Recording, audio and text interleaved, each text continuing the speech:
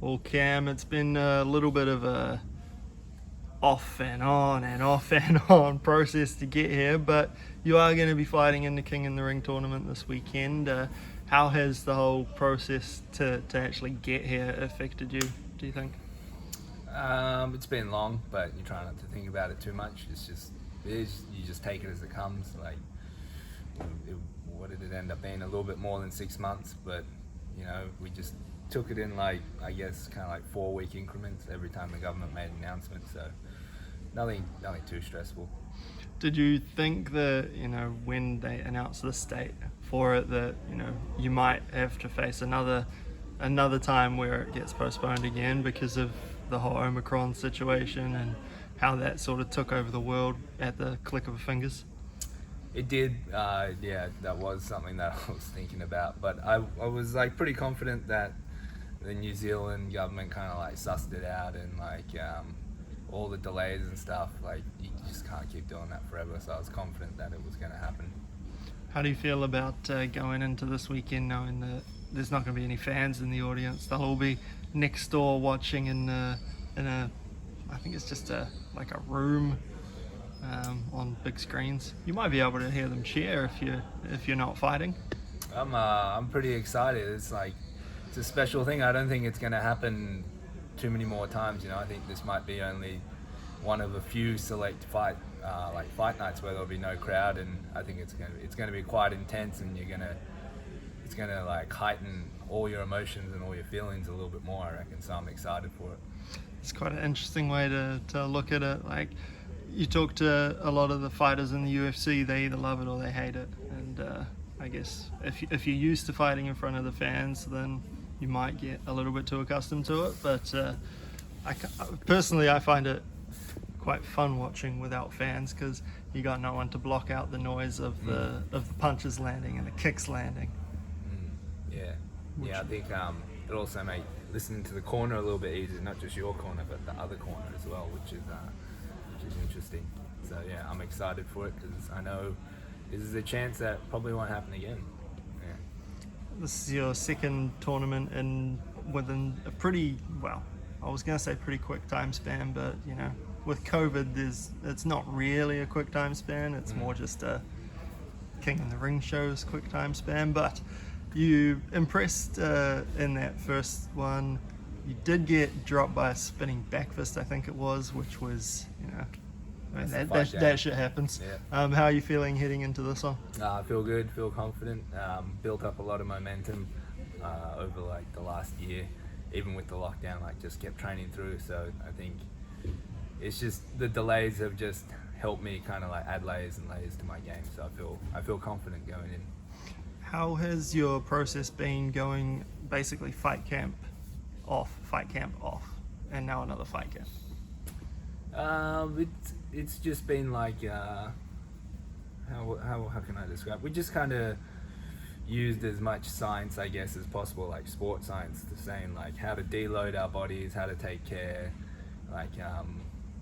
We weren't in the gym, so we weren't always getting the hard reps in as well, so our bodies didn't really break down that much. We were doing a lot of, when I say we, I say Mark Timms, we had, who else did we have training with us? Nate Law as well, and Bo and BJ. That was kind of our group for lockdown. So mostly we just did a lot of drills with each other, kickboxing drills, some light wrestling drills. We didn't have a whole gym where we could slam each other against the wall and suplex each other and just kick.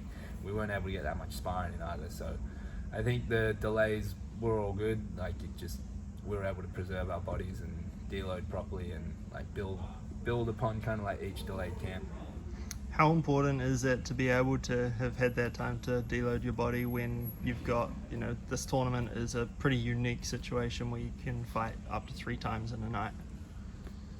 I think it was good. It was, it's always important to kind of use a deload and kind of apply science to your training, but yeah, it definitely helped a lot more with the delays and just not doing one long stretch of just absolutely just punishing training.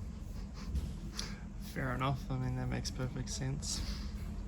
With so many of the boys in fight camp preparing for fights or having fights on the horizon. How has it been amongst that energy? Oh, it's been phenomenal. Like they set the bar for each training session, the energy, and the pace, the intensity, and it's either if you don't match it or if you don't try to exceed it, you're just gonna get your ass kicked, or you're gonna get nothing out of training except the beating. So it's been great. We're seeing some clips online. I think ESPN had a few coming through of Israel talking about his work ahead of this Robert Whittaker fight. Dan Hooker getting in his head saying Mama Vittori's the actual champ. Have you been providing any of that sort of banter for the boys ahead of UFC 271? Ooh, have I said? Give us your best line. There was one moment in training where I thought I had Israel for a bit, and it was kind of like a guillotine. He got out of it, and he got out, and when he got up, I was like, "Oh, you're channeling that Volkanovski energy," because we were in it for a while. But that's about it. What else? I don't think I really had much to say. I'm kind of trying to focus on keeping it cool and training. Yeah. When it comes to the 3-man, what's your process? Sorry, the 8-man. What's your process for having the 3 fights in a night? I know everyone's different. They can go hard early, or they can try and pace themselves. Mark said that he's a round by round guy. How do you approach it? Yeah, I'm pretty similar to that. Like, you never know, that first fight could be your last fight, or that second fight could be your last fight. So you just have to fight each one like it's the only one you have on the night. But after it's done, you just kind of do an analysis and an assessment of where your body's at, what can you use, what can't you use, and just go from there into the next fight. How do you feel about the field for the 8-man? I think a few of the fighters have changed from when it was first announced. Oh, there's 4 of us who were the original 8, and there's a new 4, but the new 4 are just as dangerous as the other 4 that pulled out. So it's you can't be like, oh, these guys came in late, they don't have a full training camp, or they're not as good as the other 4. You underestimate them and you've already lost before the fight's even started. So you can't think about it like that. With the King in the Ring being on free-to-air TV these days, and UFC 271 being the day after, it's a pretty big weekend for combat sports in New Zealand. Do you feel like more people will be tuning in to King in the Ring this time around just because of the sort of fight weekend buzz? Oh, definitely. I feel like they will be.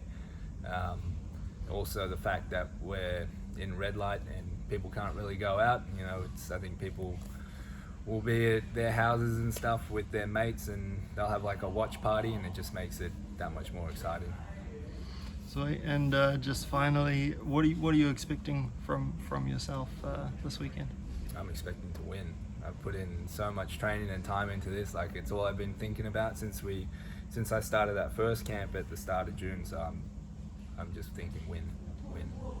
Sweet. Easy, man. We'll leave it at that. Sweet.